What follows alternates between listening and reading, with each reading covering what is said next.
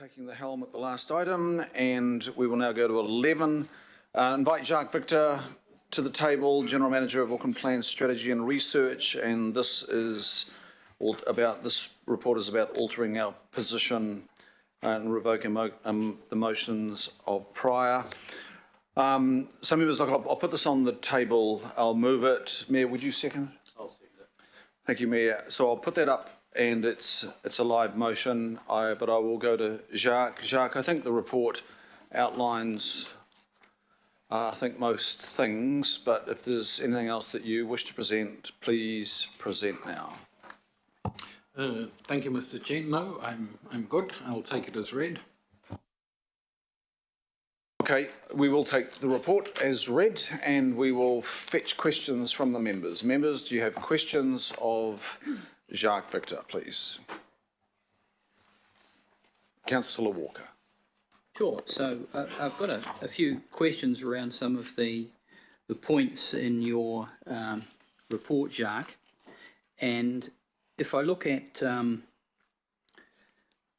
the concerns of the Marina Users Association and so on, and I'd also like to make reference to the letter that was sent to councillors from the Marina Users Association. I think that was yesterday, and I'd just like to table that, Mr. Chair, so that it is something that we're in a position to make reference to. And I do that in consideration that it has been circulated to, I think, all the councillors, the IMSB, and I think relevant local boards. Okay, so you're tabling, I'll put the mic on, you're tabling the correspondence, and I've just got it, here it is, sorry, and it has the MUA logo on the top left-hand corner, and I don't think it is dated. That you're tabling that, are you? Correct. And now, members, I think everybody's got a copy of that. Sure. And the reason for tabling it is it references agenda item 11. Quite obviously, AMUA, that's the Auckland Marina Users Association, is one of the stakeholders that has been engaging with this process. They're not here today. They weren't able to because of the short notice. So I have some questions, and I'll reference both the letter and this report here. And if I look at point 7, it mentions a number of things, concerns. They include granting of occupational permits, marina-related unitary plan provisions, and quite obviously we've got issues that go to the Empowering Act, coastal permits, occupation consents. And my question is, are those issues still current?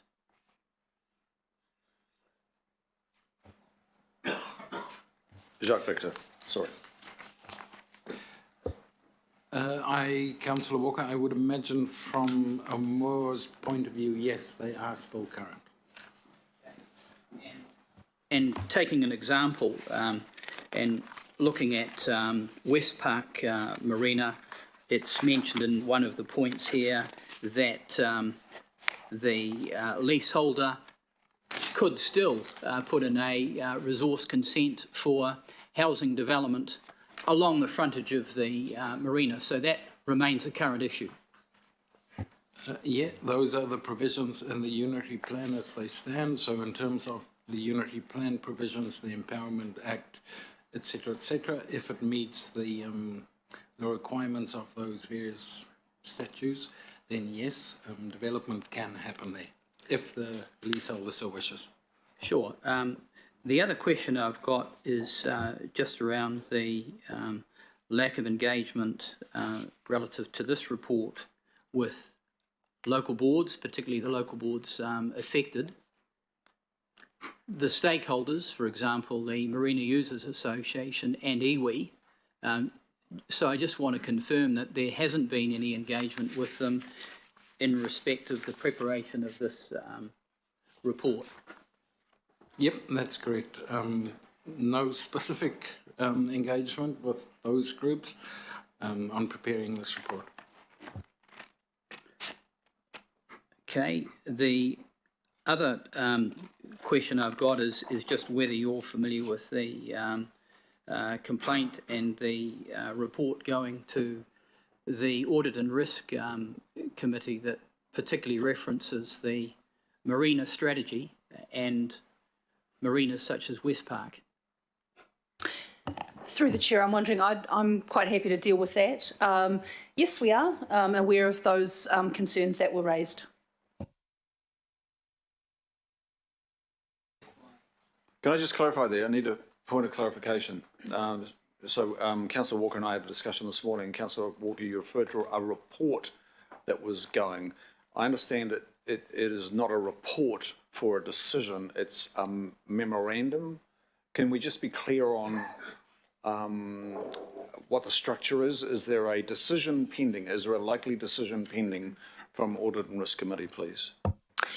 Through the chair, no. It's an information item. It's one of those matters that have happened in the previous quarter since the committee last met, and so it's one of those matters. So there's no decision required by Audit and Risk. It's an information item. I'm just looking at the recommendations of the I'll call it a report because it's titled a report on the investigation into certain complaints through West Park Marina. Through the chair, could I just caution you to raise any matters in that report in public? It is not a public matter, so I just caution you about what you might be saying. It's not a matter for public discussion. I'm just going to confine myself to one item, and that is around a recommendation that there is a commitment and a timeline developed to giving effect to the resolution, that's the earlier resolution of Council, to develop a region-wide marina strategy. Thanks. So through the chair, yes, so that was the current context, and of course this is one reason why we're having this conversation today, is we have a current resolution to that effect. And as you know, we have consistently said that we don't have the resources to do the work. And in fact, we don't agree that there's any problem to solve anyway, with the purpose of a strategy. So for the purpose of that report, that is saying that under best practice, if we have a resolution that sits on the books, we should look to provide a timeline for when we would give effect to that. So far, there is no timeline because we can't do it. We don't have the opportunity, the resources to do it. So that's a fine statement to make. There's no problem with that. It doesn't preclude any conversation that you have today or ability to agree to the resolution on the screen in front of you. But neither does it. It's not an additional requirement or obligation on council beyond what we already have as a resolution. Thank you. Okay, and the last question I've got, and I just wish to reserve my right to ask further questions, and that's around options. Is it conceivable that, for example, the second option, which is around addressing particular issues, if and when they arise, could be compatible with retaining the possibility of a marina strategy? Jacques, can you fetch that question? The question is that possible? Yeah, anything is possible. Through you, Mr. Chair, just one other question, and it goes to the context of this report that is essentially saying in part that other matters which sit alongside this, and it references the national policy statement and resourcing and the like. I mean, they are givens. Are there not a number of strategies, for example, that have been identified in the CCO review? And I won't elaborate on what they are, but we're not rescinding those other strategies, are we? Or is this a general approach that we're going to take to rescind a range of strategies that have been identified? Jacques? I'm just trying to remember. So I can remember one of the strategies mentioned in the CCO review was the water strategy. That work was, of course, underway already before that recommendation came, and so that work is proceeding. This is one that wasn't done. Another one that was raised in the CCO review was the economic strategy. So work was already underway to do the economic, the action plan that you signed off, not this committee, signed off quite recently. So those were all underway and were being done. This was one that had not started. Other strategies identified, for example, a property strategy, are we rescinding that, or is that still on the books? A stadium strategy, which was also identified, are we rescinding that? And there are other strategies that I could provide as reference. Okay, just a minute, please. We're just, we've got a few names of strategies. I'm not sure whether they're all on the books or not. So I need to be clear on what's actually funded. I understand the work, the so-called stadium strategy, is with Auckland Unlimited and it is funded, but I need to be clear on what is funded and what is not funded. Thank you, Mr. Chair, and through you, I was going to respond in a similar way. So property strategy, for example, no, we haven't started that. We've started discussions, but that I don't believe has been approved through a resolution in and of itself. The CCO review raised some feedback from any number from 1 to whatever number of people who raised concerns that there were gaps in Council's direction. That in itself didn't necessarily mean that there were gaps or that was how you would fill that gap. But let's assume that you did. And so, as I said, the property strategy is the one that, no, we've not begun work on that. In terms of other work that we're doing with you call them strategies or whatever you call them, this really is a question of prioritisation in my view. I've already said that from a marina strategy perspective, we don't agree that there's a problem to solve. And even if there was, whether a strategy would solve or would bridge that gap anyway. And so we've made that decision, and you will or will not agree with that one way or the other. But ultimately, it's about prioritisation. It is about what we spend our money on and what you ask us to do. And so if you do want us to continue to do work in this area, there may be things we will need to stop doing in order to do this, or you need to give us more money. Or some kind of free us up to do the work. So this is not a continual opportunity for us to revoke things. That is not what we're intending to do. What we are trying to do is say we've got this on the books. We've consistently said we're unable to do what you've asked us to do. We just wanted to be honest about it. If this is still a priority for you, then you'll make your decision and then you'll be able to free us up with money or resource to do it. If it's not, then let's understand that and let us continue on with the work that is a priority for you. Thank you. Okay, I'll go to the Mayor, please. Mayor Fulgoff. Thank you, Mr. Chair.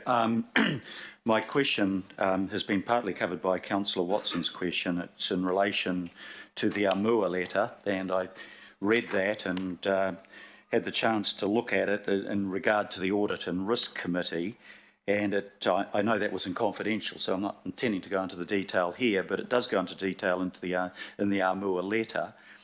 But my question, I think, is probably best answered by Megan. Is there anything in what the Audit and Risk Committee was considering that is particularly relevant to whether or not we have a strategy for marinas, or was it more specific about alleged behaviour? Through the chair, yes. So the complaints were about alleged behaviour and not resolving, an issue like this Empowering Act issue, for example, in one part of a marina.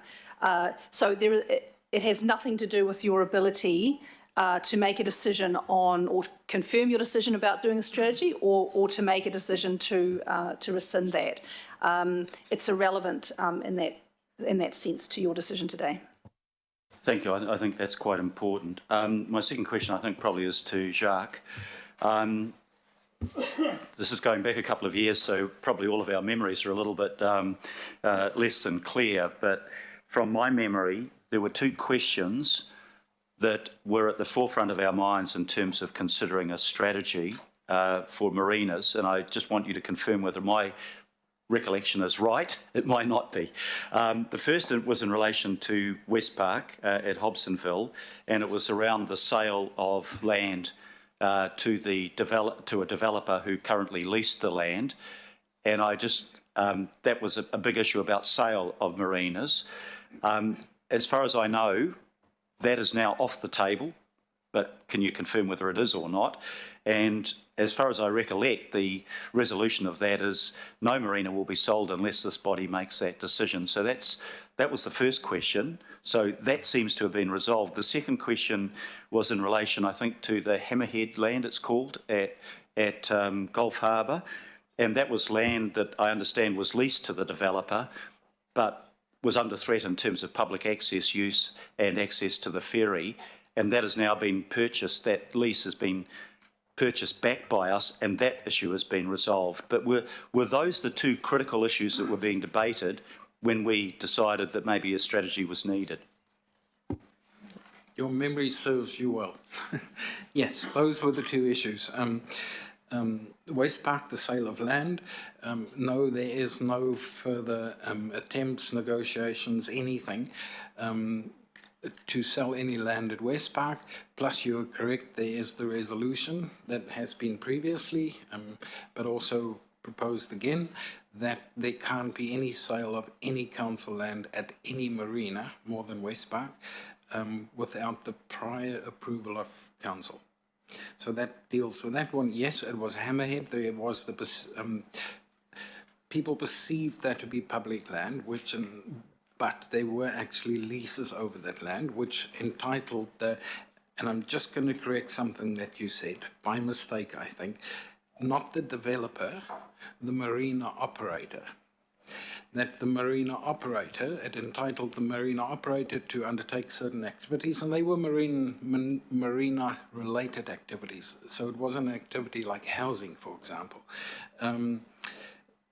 So it wasn't, in fact, pure public land because of the leases. But yes, there has been some developments where the leases are no longer, and that is now public land to be used for public activities, such as parking for the ferry, some community facilities, that kind of thing. So that is solved as well, yes. Thank you, Mayor Phil. Jacques, from me, just in terms of, have you checked in with Auckland Transport? Are there any disbenefits from not proceeding with a marina strategy from the point of view of Auckland Transport? Yes, I did check with Auckland Transport, and no, they could not. And the question to them was, is there anything in terms of, so where it relates to Auckland Transport, of course, is the ferry services and the parking associated with that, the access to the ferries, that kind of thing. Is there anything where you have problems or some issues in terms of those services that you would need a marina strategy to deal with? And the answer was no. Okay, can I just get a sense of, in your unit, in your Auckland Plan Strategy and Research Unit, you've got a budget to undertake the various activities that are in a work program, and that is supported by budget allocations through an annual plan budget or a 10-year budget. Can you just give us a bit of a flavour of what sort of work is underway? And I guess that it does range from REMU through to infrastructure strategy, and there's probably parts of your organisation or your particular part of our organisation that we don't quite realise what they do. But can you just give us a little snapshot of what I understand is quite a lot of pressure, things that were planned for, and then the responses to government directives as well. Now, those government directives there's crossovers. If you can just take us through the crossovers between how your unit and its budget, its resource, its human resource, contributes to the plans and places response as well. I think we just need to get a sense of the workload, the pressure, and tell us if there is any budget allocations that are not being used up, that could be used up on something like this. So maybe the first thing I should say in terms of budget allocations, the budget is mainly staff. And to be exact, there are 97 staff in the department, which covers both all of the strategy and all of Council's regional functions in terms of the environmental monitoring and that it has to be done. So that all sits within the 97 staff. The budgets are staff budgets. I have very little consultancy money. We do not use consultants. We do the work ourselves. And there's not always much of that in Council, I'm going to add. We get paid to do the work, we do the work. But I'll go through a quick list. So as you would have seen earlier, something that just comes up, so not everything is always planned. Stuff comes up and we have to do it. The Infrastructure Acceleration Fund, I sat here this morning talking to that, a thing that just comes up and we have to do it. I'm responsible for the NPS urban development, not the plan change, the preparation of how you would approach that, plus the development strategy that comes out of that, plus the HPA that you signed off the other day. So I'm responsible for all of that. I'm responsible for the water strategy. I have to do some work in terms of the Three Waters Review and advise Council on that. All of the resource management reforms, so that is done by us, not by.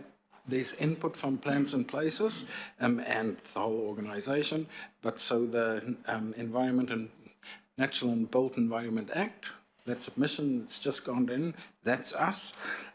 Future for Local Government, that's us. The Transport Emissions Reduction Plan that is being developed, that's us. ATAP Decades 2 and 3, that is being worked on with central government, that's us. Light rail, my staff gets seconded to light rail, they are gone. They are not replaced. They are not backfilled. Light rail, that's us. Future development strategy that has been done in terms of the NPS, that's us, only us. The NPS freshwater, the air quality, the NES freshwater, all the monitoring that needs to be done around that, that's us. Implementing the climate plan, that's us. I can probably go on. Those are the bigger things. There are lots of other things that. And just one last one. Has there ever been a confirmation of a budget for a marina strategy? Has that ever been in budget and then been changed out of budget? No. It's not been there. No, because remember, it was not something that we proposed to do. We had quite a different proposal at the time. And since that decision was made, 3 annual plans in a row, budget was not provided for that. Okay, thank you. I'll go to Councillor Simpson, please. Thank you, Mr. Chair. Look, I must admit I was a bit surprised to read this, but my question, Jack, to you is: there was a resolution by this committee for this work to be done, right? I understand that things have changed since that. I understand that we went from starting a budget, if you all remember, at the beginning of this term, thinking we were in a reasonably good place, and then along came COVID, and we hit the emergency budget, and that's still flowing on for even the first 3 years of the LTP. But my question to you is: you had a resolution to do this work. We haven't got the, I understand you've got the MPSUD work to do, and you haven't got the resources, and you're really, tight in your department, and I get that. So why aren't you just deferring it? I mean, there was a series of resolutions asking this work to occur. So why didn't you go for option 1, which is just to defer it? And I mean, I know that sounds like kicking the can down the road, but the governance direction was to do it. Yes, there's new set of circumstances, and there's a lot of stuff that we're not doing now because we couldn't under emergency budget. There's a lot of stuff we've stopped. Doesn't mean you turn around and re-resolve to overturn a resolution. I mean, I can think of a number of resolutions that, we want to do stuff, and when time and place gets there, you'll do it. So I just don't understand why you wanted to overturn it as opposed to leave it and do it when the resources were allowed. Because I've got a memo from you to this committee on the 17th of April, noting that's just before we hit budget, emergency budget time, and it talks about other things that you would do other than what the Mayor just mentioned as a result of those resolutions, looking at supply and demand analysis around marinas, etc. And I'm not, in my head, I kind of think they're still relevant. So why you just want to say no? Okay, we'll put the question with Jacques. Oh, sorry, Mr. Chair, could I answer that? So, because I am, I'm obviously supporting Jacques, but I am responsible for this broad direction. The key reason for me is I get a lot of pressure at times from a number of councillors around the table to do this work, and notwithstanding that I have said I can't do it, and I'm not trying to be a barrier, I'm just trying to be honest. I keep getting pressure on, and so I keep saying no, and that doesn't. That is not satisfactory. So if that stops, I guess we can just keep the resolution on there and it won't happen for a long time, but that's not the reality of what's been happening over the last couple of years. So I just wanted to bring it out into the light, and it's your call about how you want to deal with it from here. So supplementary, Mr. Chair, if I may. So what you're really saying is you're being hassled by some councillors to get on with the work when we are in a particularly difficult situation in the last 2 years based on the emergency budget and then the LTP. Right. Okay. I reserve my right to speak. Thank you. Councillor Newman, please. Jacques, I've got a number of questions. For you, Jacques. So you've outlined a list of work streams that you're responsible for. I just want to check with respect to the timing of this. Was these resolutions were passed in March 2019? So I just want to check. Could you confirm that the NPS on urban development was not a work stream that was applicable at the time, correct? We knew the NPS was coming, and of course there's no choice in doing the NPS. We simply have to stop things and do it. Thank you. The acceleration fund work, that wasn't applicable at the time. The Three Waters review work, that wasn't applicable at the time. The RM reforms, that wasn't applicable at the time. The future of local government work, that wasn't applicable at the time. ATAP's decades 2 and 3, that wasn't applicable at the time. The work that you refer to today as the work that you've currently got on wasn't the work that you had on at the time that the resolutions were passed. Is that fair? That is a statement, yes. There's also, like I said, work comes in. It is not always planned. What is expected from my department is to respond to that work. That work is, in the main, as you can see from the list, things where the council does not have a choice. It has to do this work. My department is expected to respond when those things come in. A question for either Jacques or Megan. So what bids have been put to the ELT to fund this particular work stream, these resolutions that were adopted? What bids have been put up? When were they put up and for how much? I'm happy to take that through the chair. I've placed no request through ELT for funding for this matter. Through any of the budget rounds, there's been no bid. So from memory, and Jacques might be able to confirm, as we moved into what became our emergency budget, we'd started talking with the finance team around a budget allocation. Because of COVID, it never went any further, but we started the conversation. And since then, there's been no further either bids or, I guess, options coming from the politicians around the budget. What about prior to COVID? So this was a 2019 resolution. So no, this was, I think, towards the end of 2019 into early 2020, which of course was the COVID year. So yeah. Okay, so I'm going to take that as a no, but I've got 3 questions probably for you, Megan. So would it be fair to say that Because I'm the Deputy Chair of Audit and Risk. Audit and Risk is not a decision-making committee, it's an advisory committee. So no decisions would be taken there because it's not its function. But in discussing with Mark Maloney, it would be fair to say it's not good professional practice for resolutions passed of council to not be acted upon. Is that correct? Yeah, absolutely. Yep. Okay, so in the preparation of this report that you've authorised, would it be fair to say that the response to the advice that Mark Maloney has given about it not being good practice to not respond to resolutions, this is a response to resolutions by seeking to rescind them so that we're not acting in a way which does not reflect good practice? Is that fair? Through the chair, I didn't reference or even review the investigator this particular report, so that had no bearing particular on the discussions I've had in the report that's up in front of you. However, you're right, as I've said, I just because of the continued expectations of doing this work and the fact that I have not been able to achieve that, I wanted to be honest about that, and you're right. As best practice, if you've told us to do something and we continually apparently say no to you, that's not a particularly helpful position for either of us to be in. So I just wanted to bring this to a conclusion effectively, or at least understand the reality of what's going on. The fact that another report from a risk perspective also said it was best practice, I agree with that, but it didn't have a bearing on this recommendation that I have in front of you.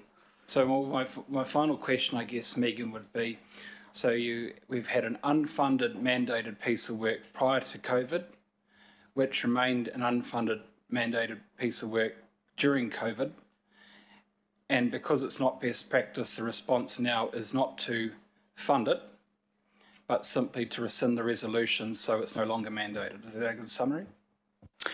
The only thing I would add is the reason that I have asked to have this put up is because we had given advice at the beginning in 2019 and continue to say that in our advice is that we don't agree that there is firstly a problem to solve, or secondly, if there is, that a strategy would be the right one to do. Now, you can take that advice or not, it's entirely up to you, but that's the other element to this. It's not just because it's unfunded, it's because it wasn't our recommendation, but also of the pressure I keep getting all the time and all the no's I keep saying, and it never goes anywhere. I thought this was a useful thing to do. Not an easy thing to do, but useful. Thank you. And Councillor Watson, please. Yes, thank you. Just a minor correction to start off with. The leasee at Gulf Harbour did not have a lease over the Hammerhead. They had a right to lease, and there was a development licence that controls what activities can occur there. To the more substantive matter before us today, I must admit I am having quite a bit of difficulty, Mr Chair, reconciling the comments about this report going to Audit and Risk and its lack of relevance to today's proceedings. Without releasing anything that's in confidential, I note there's a section in this report to do with the marina strategy. There's a section in this report to do with Council's obligations in terms of the marina strategy with the CCO review. There's a section outlining further concerns that have occurred since 2019 in the marina space, despite statement to the contrary in our report. And I guess most tellingly from my perspective, Mr Chair, is the series of 5 very substantive recommendations at the end of this report, going once again to the marina strategy, going to a number of other issues to do with marinas and content which does not appear in our report and which is absolutely germane to our decision making today. So I guess my question is, how good a process is it for the good people around this table, the councillors, to be making a rather hurried decision in the absence of any scrutiny of this report that is entirely relevant to the marina strategy and any revocation thereof. In fact, if you put this report, which is the consequence of an 18-month investigation. So I need to get to your question. So the question's just coming right now, Mr. Darby, just coming right now. So I'm asking how relevant, or appropriate is it rather, for the contents of an 18-month investigation into the marinas and in particular the strategy to not be considered by audit and risk before this matter is brought to us. Isn't that an entirely reasonable expectation, Jacques? We'll go to Chief of Strategy for that, please. Thanks. I'll deal with this issue. The report was not about whether a strategy is the right thing to do or whether we've done it or anything like that. The matter was around alleged behaviour of staff in and around matters to do with marinas. There was some commentary because we clearly had a resolution about marinas that was, you know, it came into the public, it came to you and the public, it was part of the whole picture. But the report has got nothing to do with the marina strategy. That's an element of the conversation and how it came to you and why we got to the resolution we got in 2019. And that is why, in my view, it doesn't preclude this conversation. It's not relevant to your ability to make a decision today. Just further to that question to you, then strategy leader, why then is there a recommendation to the effect that requesting a commitment and a timeline developed to giving effect to the resolution to develop a region-wide marina strategy? So that's a recommendation. That's to do with the marina strategy, isn't it? It's recommending that we do it. Yet none of the people around here have seen the discussion that informs that recommendation. How is that possibly good governance? So through the chair, my understanding or presumption is the reason that would be a recommendation is because there is a resolution on the books to do the work. The work had not been done, as I've outlined before, and so under normal circumstances, when there's a resolution on the books, the staff are required to do the work. So that's why there's a recommendation that there be a timeline. In that sense, that is reasonable. Notwithstanding the constant reasons why I give that I can't do it, hence, unless something changes hugely in terms of resourcing and money, I'm still not going to be able to do it, and hence the paper you have before you today. Yeah. So the further question to that then is, why does one part of council, the risk and assurance part of council, then inform the Audit and Risk Committee that the fulfilment of the governing body's resolution, the allocation of a budget and creation of a marina strategy is likely? So we seem to be getting two different stories here. This is going on the 23rd of August, ladies and gentlemen, to the Audit and Risk. I would suggest, and I've been at some pains not to disclose more information than would contradict the confidential, I would suggest this is very relevant to our decision making today, and that the pieces that I've been very selective to quote are only part of a much wider discussion on the need to consider this matter very seriously and in fact to attempt to progress with the marina strategy, albeit on a prolonged timeline if necessary. My next question. That's your statement. So, members, can we just be careful with the statement? So it is moved and seconded. So they were questions, Mr. Chair. I know, and there's a lot of statement there. So if you are going to speak, let me. Okay. It's starting to sound like you're speaking. Okay, fair enough. So my second question also is a process as one, and it really goes to the appropriateness of the manner in which this agenda item has been brought before us today, and I'm not quite sure who to address this to. This has been in abeyance for 2.5 years. There's a number of stakeholders involved.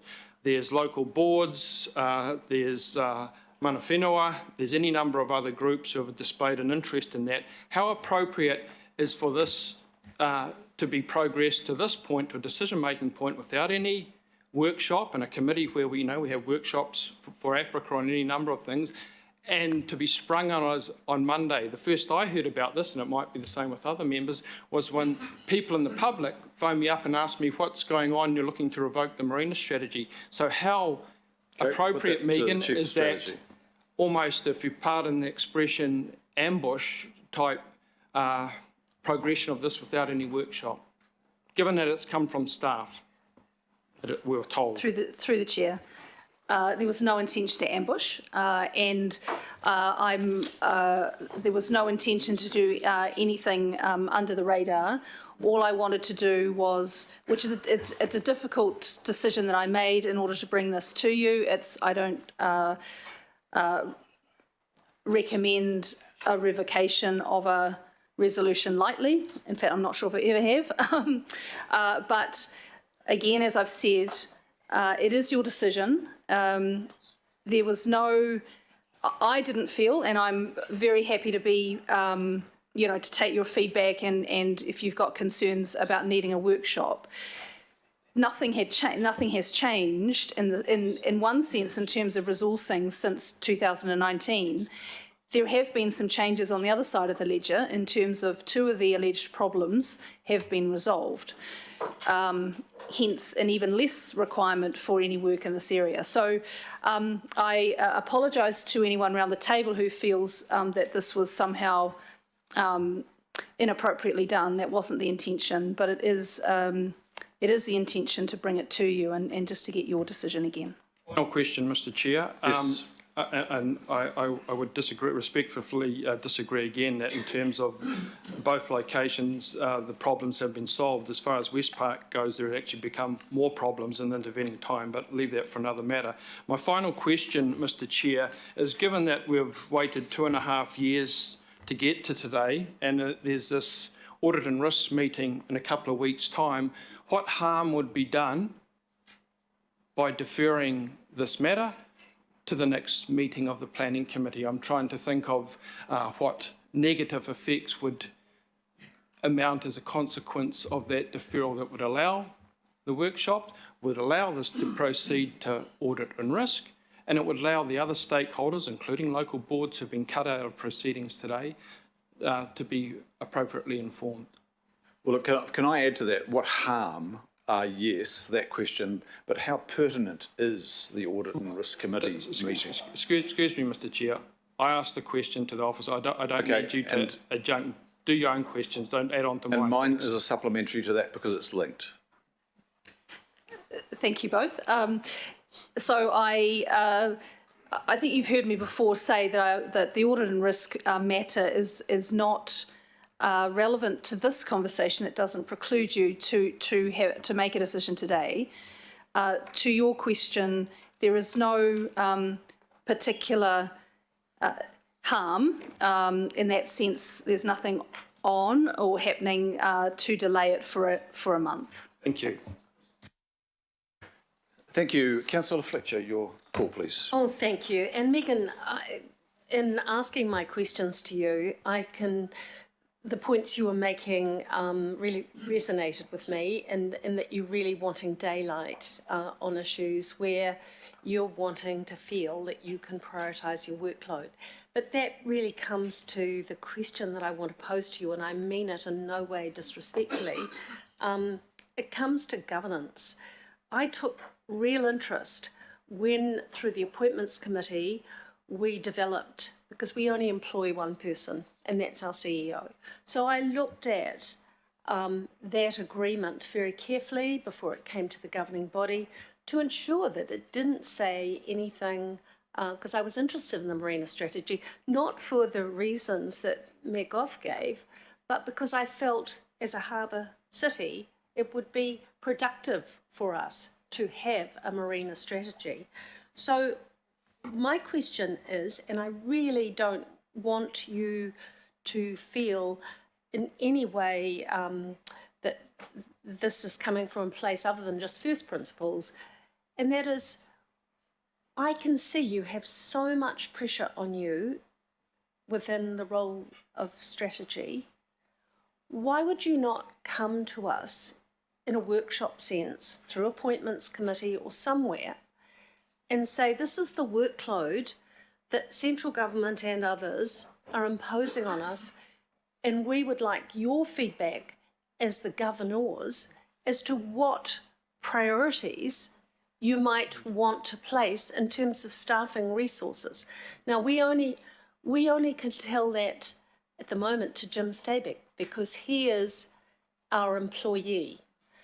But we have to act in good faith that his employees are going to be as interested in good governance as ourselves. So I don't want to get into whether this is right or wrong, but I really would like your explanation for why you didn't actually come to us in terms of a process that allowed prioritisation.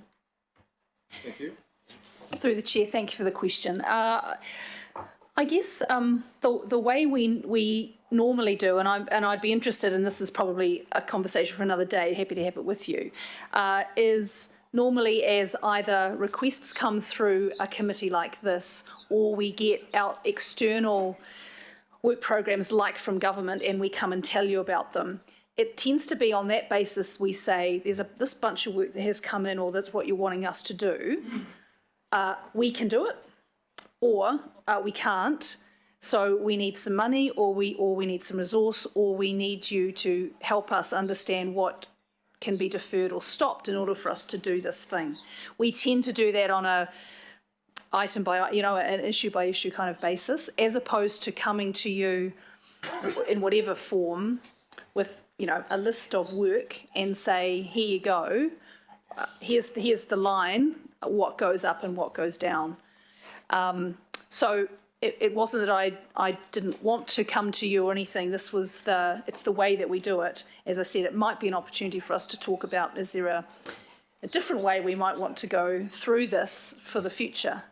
And I think in terms of good practice and good governance, that is a really good conversation for us to have, and whether that's at appointments or whether it's through the governing body. I don't want to repeat, I've got other questions that others posed. I don't want to repeat those, but I would like to foreshadow at the time that we can speak to this matter that I think a deferral would be appropriate, and I'm happy to move or second or whatever in that situation. Thank you, Councillor. And I'll now go to Councillor Coombe. Thank you. And my question is probably to you again, Megan, and is in the context of trying to understand. I do think that if a strategy or a piece of work needs doing, we will find a way to make it happen. And we have that within our power. But what I'm hearing is that the issues that could be resolved, that where there are issues, they're not going to be resolved by the development of a strategy. So I just want to sound out 3 issues that I understand around marinas, and whether a strategy is needed to resolve them. The first one is issues with the RMA and how we're going to approach the RMA reforms, because I think there's an acknowledgement that there's a systemic issue with the RMA that has been highlighted with the Kennedy Point Marina, and in terms of how we look at the occupation of our marine environment. So that's how we're going to do our work and thinking around the reforms and the marine environment. The second one is the work around the coastal occupation charging regime, which has been signalled that we are going to look at that as a kind of the income stream, and it's a big gap. And again, this has come up with the Kennedy Point Marina, where even the developer has set up a separate trust because they recognise that they're not paying any fee to occupy the commons. So that's a gap as well. And the third area, in terms of specifically to an existing marina with Westhaven, I know that the leases are coming up. I can't remember the technical what's happening there, but it's happening soon, and there's quite a lot of concern around where the ownership is going to go, who's going to have the kind of the management, and that the view is that there needs to be kind of some master planning work for Westhaven Marina. So just in the context of those issues. I just want to know how they will be resolved if we don't. Do we need a marina strategy to resolve them? And if we don't have a strategy, how will we be approaching each of those issues? I'm just going to look to Jacques because I think you might need to help me with the coastal occupation one. Let me start and Jacques can correct me. RMA reforms. So a marina strategy wouldn't impact the the bits of the marina activities that are covered by the RMA. And as you know, there's reforms going on there. So the way, if there are concerns around marine activities, the ability to build, dredge, all of those matters in the coastal marine area, that would come through the RM reforms. And so we will both submit on bills and exposure drafts, and then ultimately when an act is passed, it may require some changes to, say, the unitary plan or something like that. And so that's the way that those matters will be dealt with. A strategy in itself might say you would you might want to avoid certain things to happen, or that you need to consider certain matters before you think about where new marinas or existing marinas get extended. So in my view, the RMA sits outside of a strategy. Westhaven leases, a master plan, for example, for Westhaven, again, that is a planning document. You don't need a strategy in order to tell you to do a master plan, and that can be quite specific to Westhaven. And that in itself could both direct council as owner of that, or Panuku, who manages that for us, about where that's looking into the future, or uses, or whatever that might be. So again, that's separate from a broad strategy document. Jacques, would you like to talk about, Phil, would you like to talk about coastal occupation charging? Through the chair, yes. So there's been a watching brief on coastal occupation charging across the country for how we may be able to come to you with recommendations of what to do. So probably the first thing to be aware of is that the regional coastal plan for Marlborough is the subject of appeals in the courts at the moment. So mediation is going on. Marlborough have a coastal occupation charging regime within that coastal plan. It's fair to say it's quite a moderate regime of not high charges. So we're looking closely at that to see how that performs through that appeal process, which is ongoing at the moment. The second thing is that the exposure draft of the Natural and Built Environment Act didn't go to the detail necessary to understand the policy direction on coastal occupation charging. But we would expect in February next year, when we get to see the full bill of the Natural and Built Environment Act, what the policy direction of the government is in relation to this. So early next year we'll be in a much better position to be able to come back to committee on this. Just in summary, that item, that area of work is not reliant on a marina strategy. That work can be progressed. That's right. It is a statutory regime. So if there was to be a guiding strategy to help us implement that regime, that would help, but it's not necessary in order for us to actually implement it. It's not necessary. Okay. Thank you. And I just want to clarify, I wasn't necessarily meaning that a master plan might be needed for Westhaven. I think there's a body of work that's going to be needed there around the berths and the ownership. So I'm not sure what that might be.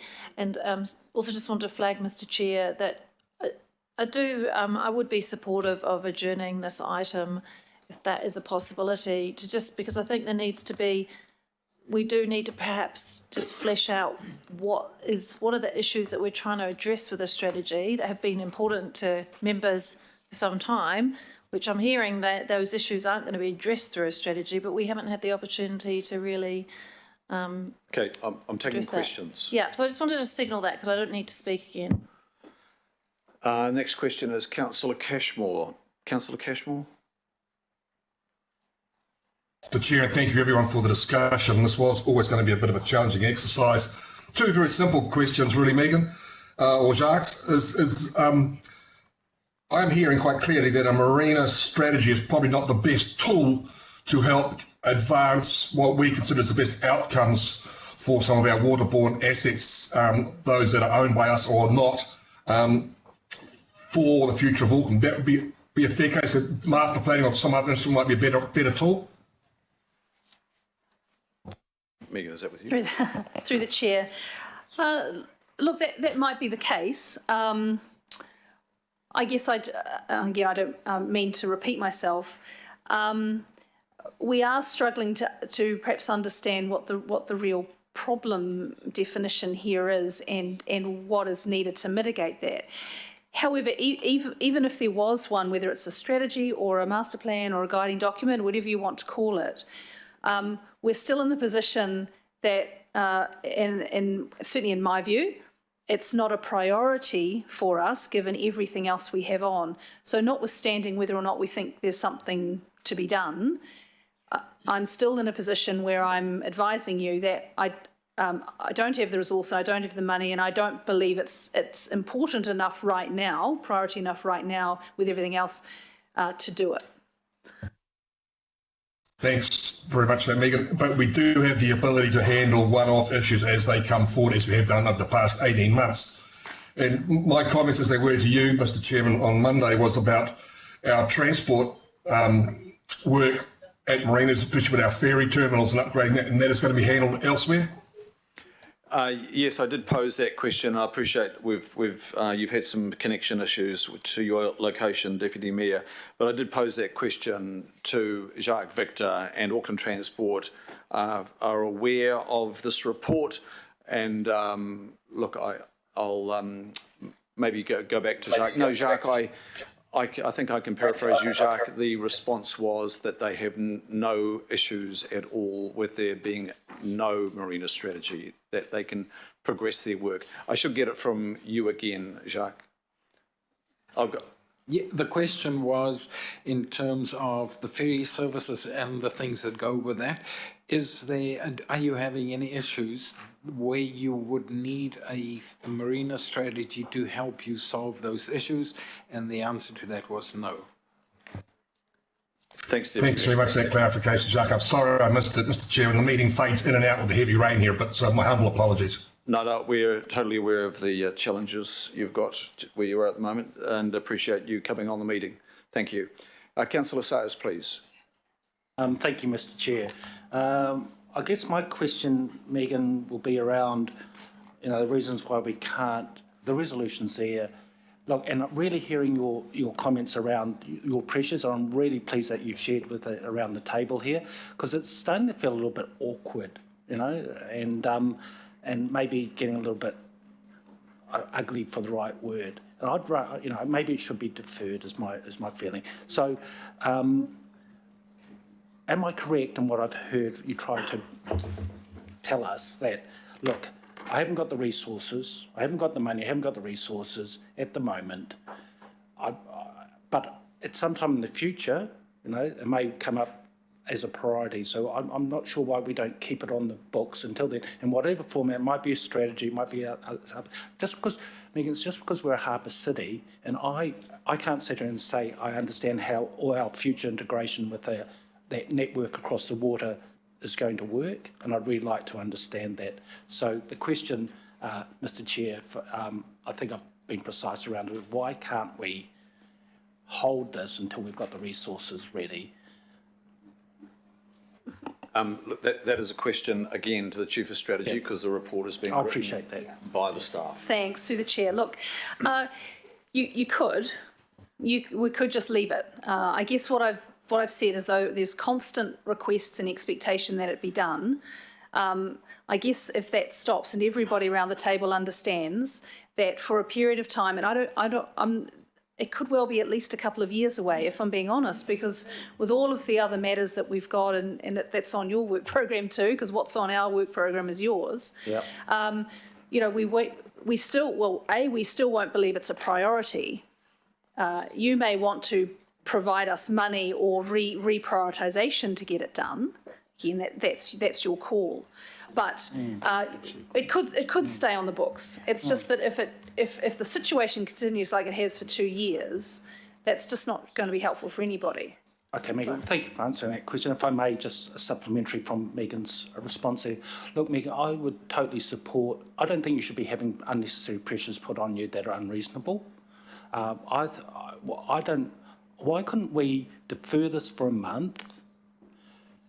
Perhaps in that time have a workshop on it to try and help you with those difficult juggling that you've got there.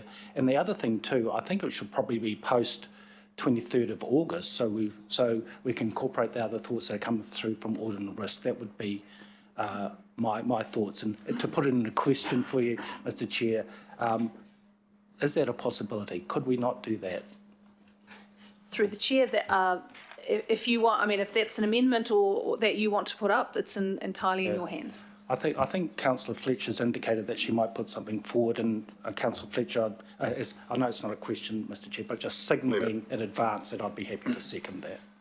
So if I could just say, as chair, there's a lot of items on the workshop list already, priorities, matters that members have raised with me.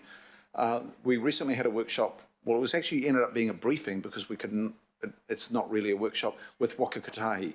That took almost 1 year to get before us.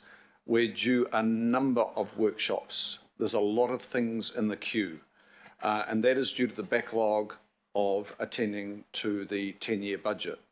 Now, I understand other committees are also under pressure, under workshop pressure. So that also gives you an idea of the immense demand for our time. I'll leave that with you. I think that's a fair. Thank you, Mr. Chair. So just before my turn disappears completely, then picking up on that point, sir, I guess is there not a reason why we couldn't defer it to a later date rather than 1 month? Okay, we'll just leave that there on the table and go to Councillor Henderson, please. Thank you, Chair. A couple of questions here. First and foremost, I want to ask questions, and this might be to you, Chair, around the potential to defer the item. We shouldn't be deferring an item merely because there's different viewpoints on it. We need to justify deferring an item because we need more information. So the question that I have, and this might be for all of us, what more information do we need to consider this item? Look, it's difficult always when you pose that, because that, to me, as chair, so that is one of the things that I did think about when the staff came to me with their draft report, is what more would you learn from going to a workshop? There are different viewpoints on this. We have actually canvassed this, the former council, particularly back in 19. But look, I will maybe hand for completeness, I will hand to the Chief of Strategy, what more would we learn? Well, I guess if there, sorry, I'm just a little bit, I'm trying to figure it out, the question, now to answer. I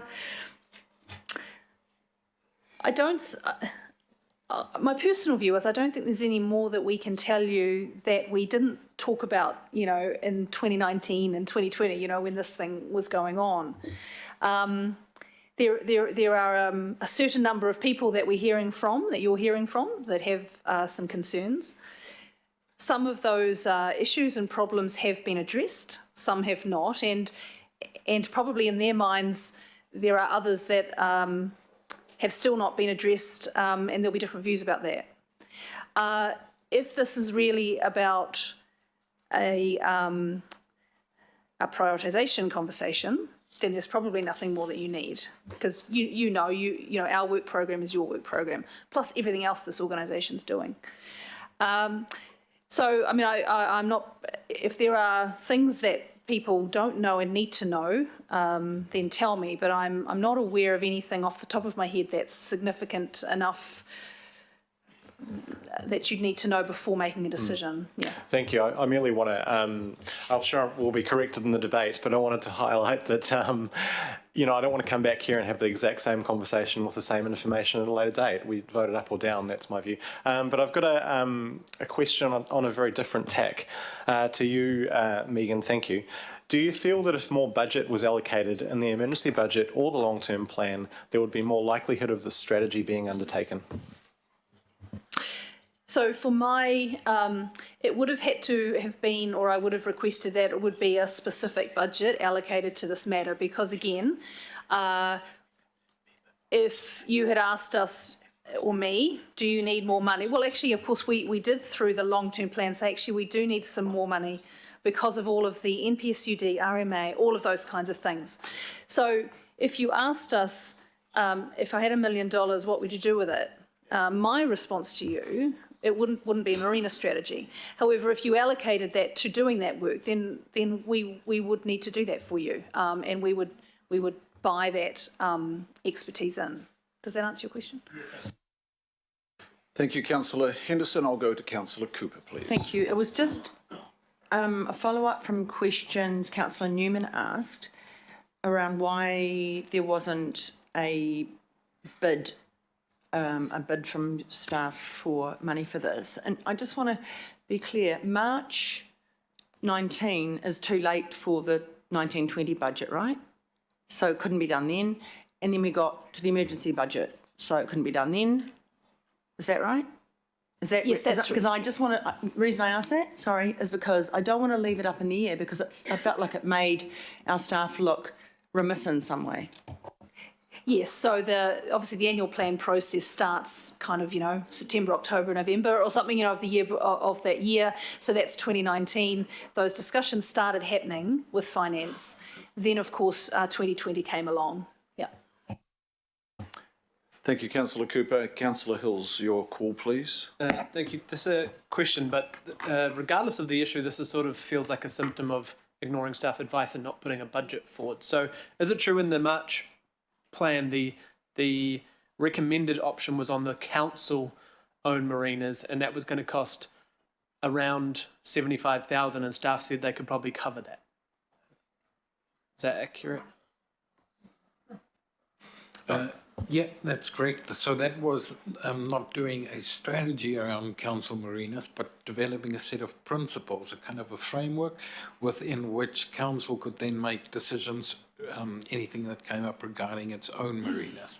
Yeah, that was a much, much smaller piece of work. Yeah. Plus we had, at that time, I had a little bit of capacity that I could actually put towards that.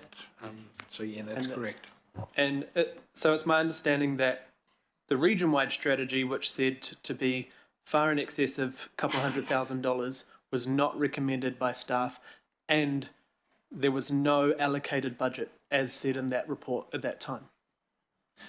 That's correct. Other than that, wasn't a couple of $100,000. We then afterwards, after the recommendation, the resolution, we did a cost estimate because we simply didn't have the resourcing. It was just over $1 million, not a couple of hundred. And maybe it's for you, Chair. There has been no resolution from any councillor at any point on marinas or on a budget that has included a budget bid or an allocation for money of that amount for a marina strategy. No one has ever put that forward. Well, look, I don't chair the Finance Committee. That's with Councillor Simpson. But if you're asking, it's not appropriate for me to answer that. I think I do know the answer. What I can say is on this agenda, month after month, is a forward work program of the work we intend to do. No one has ever asked me why the marina strategy has never appeared on that forward work program. Okay. And then my last point, regardless do you want the question? I think it's for the Chief of Strategy to Well, I don't recall ask the anyone question on the allocating finances. budget. The question is, has there been any political budget bid through the annual plan that preceded the 10-year plan for an allocation in favour of undertaking a marina strategy? Not in my recollection, no. And I guess for you as well, Megan, even without a budget, the recommendation, if you could tell me if it's still correct, is that the advice from staff would there be no imperative for private marinas to participate or give effect to a strategy, and the timing could take up to 2 years. Is that correct? That even with budget, there would be no way to make all the other marinas that we don't have any control over actually participate in a strategy, and neither could we enforce them to give effect to that strategy. So Yes, even if we had the budget, that was your advice at the time? Yes, it was, yep. Thank you. Thank you. Councillor Mulholland.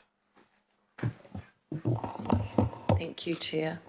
I must confess my heart is palpitating a little bit, not because I'm in joy, and my palms are sweaty. Perhaps that might make the news, but I doubt it. I do have a question, and just thanks to your worship. So my apologies, Chair, that I just did want to just ask the Mayor a question around this.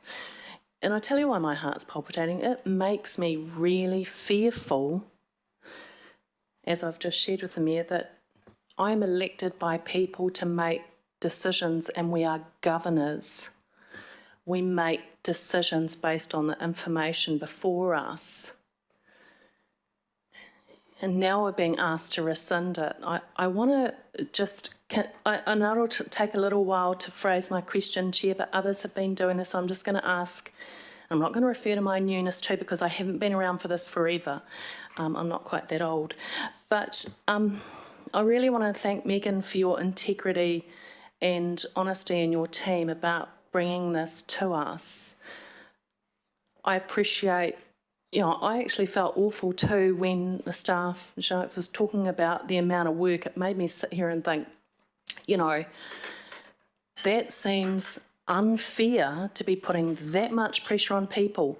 I'm happy to live like that because I'm a bit, I won't say crazy because then that will make the news, but I like to work like that. But I don't think we're then doing the right thing. We need to acknowledge that. With regards to this, and I don't know whether, Chair, it's to you or not, but it really makes me nervous about, we're asked to make these decisions. We make a decision, the information's before us, and as Councillor Simpson stated before, it feels like we're going against really good governance. And so I will pose these couple of questions.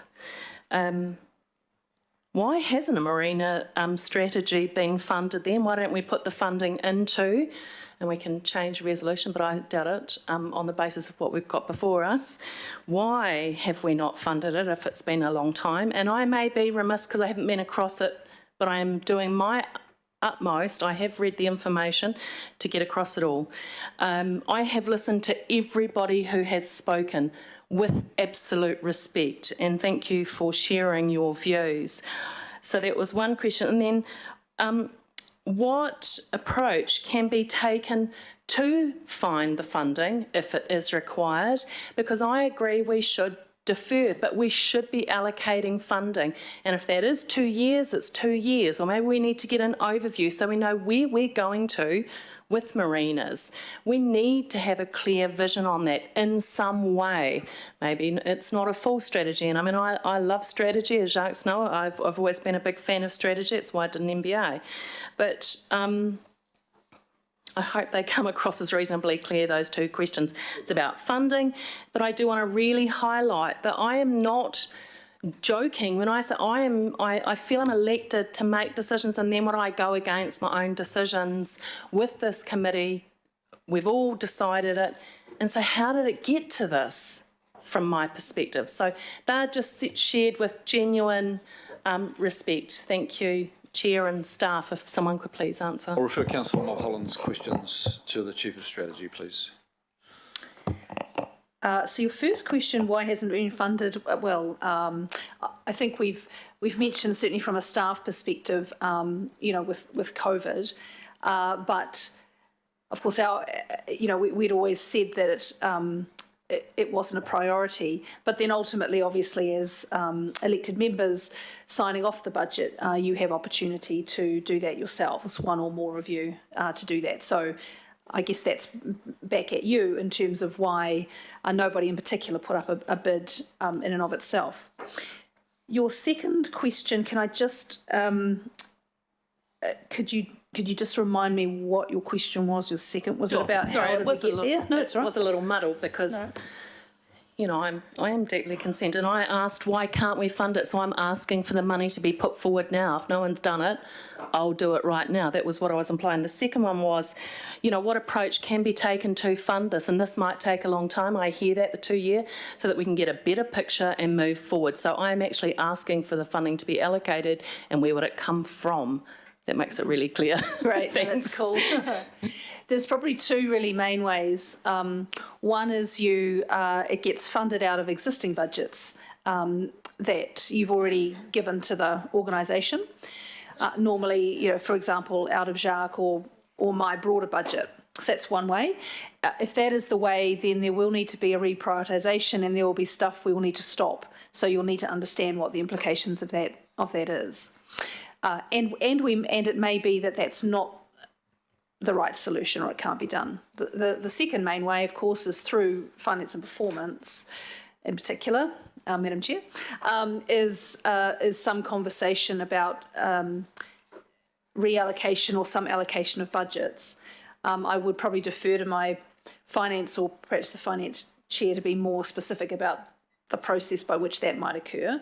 But in broad terms, that's the money that the big money that comes from you in F&P that comes back down to us as a separate allocation. Supplementary, thank you. I do understand that full process, so I have asked for it, and so I'll just leave that on the table. But I did want to just reserve my right to speak if required, because last week I didn't get my chance. Do you want me to respond, Mr. Chairman? Yes, look, by all means, as Chair of Finance, yes. Chair of Finance, we've got a couple of options. One, we're about to hit the annual plan process. That would be one way of bringing it into the annual plan. A second way would be to acknowledge that actually years 1 to 3 of the LTP are particularly financially challenging, and it may be that this is just deferred until next LTP. But those were the two options I think available. Okay. Thank you, Chair. Can I be really clear that I have now asked that question for funding just because I was told it wasn't put on the table, or I've listened and I was heard it was on the table. It has now been asked. Thanks. Thank you. And now, Councillor Walker, you've got a further question. So, a few brief questions, and they go to the issue around deferral. One question that I just want to establish, and I already know the answer. Is it correct that there have been submissions, certainly to the long-term plan and annual plans, from the Marina Users Association for budget for a marina strategy? Now, I can produce them if you like, but I'm just asking the question because they have been there. And I know as a councillor, correct me if I'm wrong, I've even spoken to them during the annual plan and the long-term plan process consistently. So I just want to establish that. Through the chair, there has been some submissions. Yeah. The other question I've got, and fundamentally it goes to governance, the context is the best document that we've had recently around governance is the CCO review, the Council Controlled Organisation review. We have not had a document that goes to the governance of the council, but that's the next best. And certainly in that document, by way of question, there are numerous references to a marina strategy, to the engagement with stakeholders around that, and specific recommendations. And my understanding is, correct me if I'm wrong, that the governing body endorsed the CCO review and made a decision to adopt all of the recommendations, of which I think there were 57 or the like. I just want to clarify that. Deputy. And that was in July 2020. That was the date of the CCO review, post-COVID. Megan, question for you. So through the chair, just reminding ourselves of the timeframe. So obviously this resolution was, in March 2019, so that was on the books. The CCO review happened a year or so later, and of course that was a number of people, including yourselves and others, and stakeholders, providing the review panel with advice about how that relationship's going and what can be improved and what needs to keep going because it's great. So the marina strategy was raised by some, and it won't be all, parties to that panel, and so it was included in that report. Notwithstanding that, we already had a resolution on the books anyway, regardless of whether the governing body approved those recommendations or not.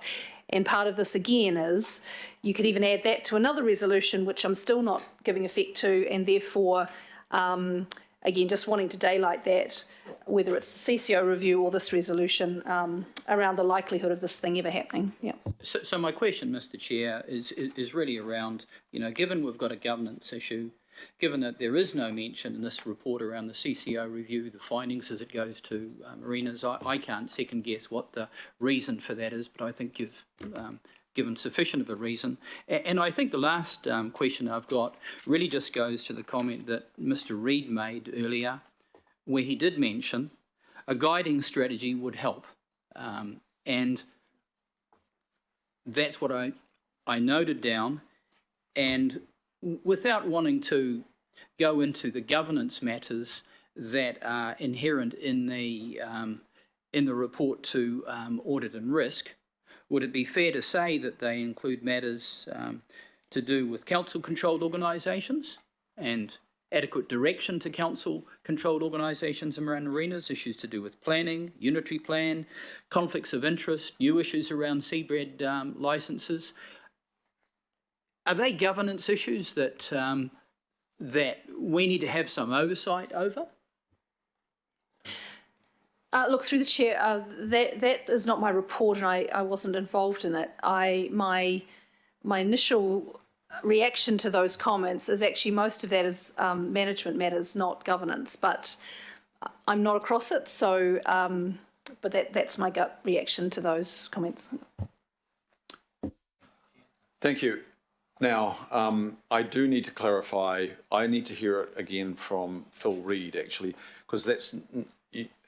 Members, we've got to be very careful when we interpret what one of our official advisors has offered us, maybe in our favour. And I didn't hear it exactly like you, Councillor.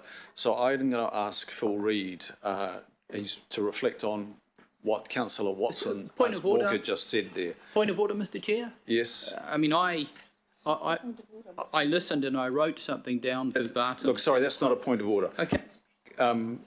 Mr. Reid, you heard the councillor. You made a statement earlier. Can you, regarding the value of the marina strategy or otherwise, can you just clarify in your own words, hopefully repeating the advice that you gave earlier? Yeah, and I'm talking generally about the role of strategy and the role of policy.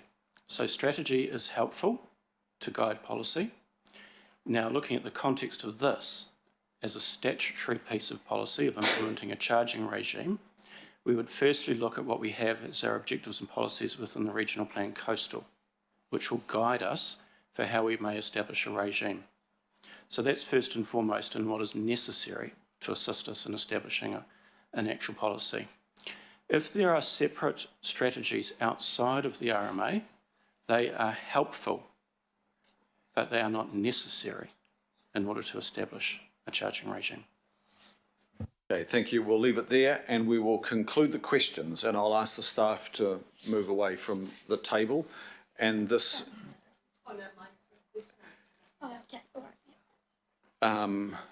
So the motion is moved. So we're now in debate. Sorry, Councillor, Chair, I put my hand up for question. Did you? Yeah, I did. Okay, if that's the case, and I think I did see your name there before. I will go back to Councillor Filipaina. Councillor Filipaina is the final question. Councillor Filipaina. Yeah, thank you, Jacques and to Megan. Look, they're going to be short and sweet. Is this the right place for referrals if we end up deferring, if we end up deferring for the incoming council to make a decision? Through the chair, you could do that. The timing of the deferment is up to you as a body. Thank you. And where is the right place to put a recommendation for a budget to complete the strategy? Through the chair, I would suggest you would have, for example, a resolution would say, refer this matter to Finance and Performance to make a decision on funding, or to some words like that. Is it still the view, Megan, of yourself and Jacques, that a marina strategy is not required? Yes, that's my view. can I confirm that the climate change and meeting the council's obligations to implement the national policy statement is part of the reason why, from your perspective, that's where all the resources had to go to? Yes, that's part of the reason. Also, can you tell me and confirm that to complete the strategy is going to cost approximately $1 million? Yeah, I'll just, so Jacques has said that, and that's my understanding, yep, give or take.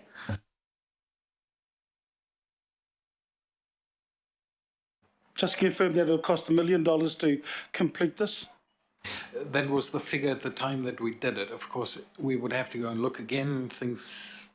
Prices, people charge more by the hour, but roughly, yes, that was what it was. Would it be the view of, and I think it was asked previously, but would it be the view, Megan, of yourself and or Jacques, that deferring this particular item is not the way to go?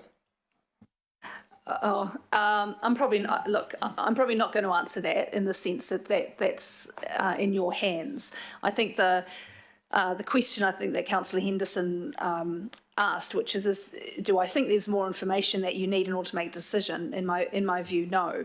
That doesn't mean you'll all agree with that, and it's your. If you wanted to defer it, that's your decision. And Chair, just the last question. I've got the minutes in front of me from 2019. Do you know who voted against that particular, who voted against it when it came up in 2019? You did. I can tell you who it is if you don't know the answer. There was myself, Councillor Hills, and ex-Councillor Hulse. Can you confirm that? I can confirm it. Through the chair, I'd have to just find it again, but that is my recollection. Oh, yep, thank you. 17-3, he's right. Only Yeah, 3 voted against it. Okay, thank you.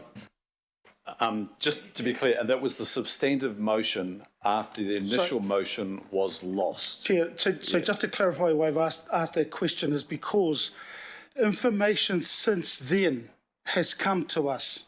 That information has been brought to us by our staff, who we obviously respect.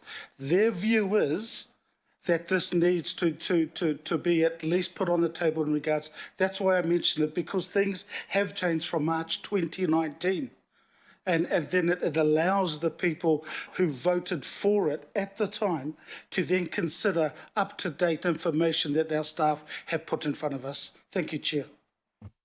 Thank you, Councillor Filipaina. So the questions are concluded, and I thank Jacques Victor and I thank Megan. Members, we'll now go into the debate, and I've moved this. The Mayor has seconded it, and at the outset, members, I have to. What I ask myself is, in this time, at this point in the Council's history, what really matters to us? What is our priority?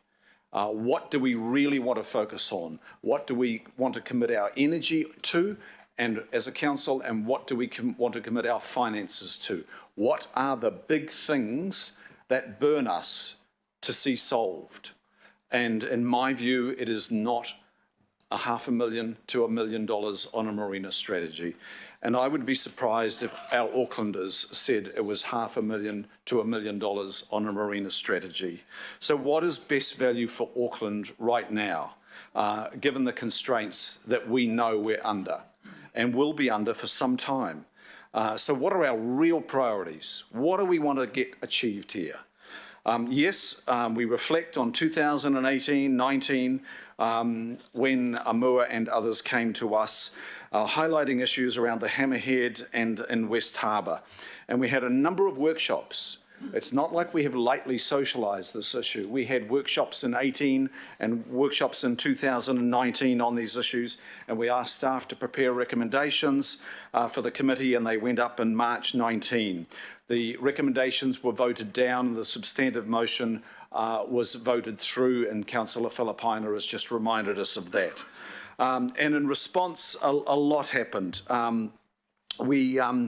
We changed the resolutions at that time to develop a region-wide demand-driven marina strategy. The original recommendations actually suggested that the matter be referred to the Finance Committee for some judgment on the allocation of a budget.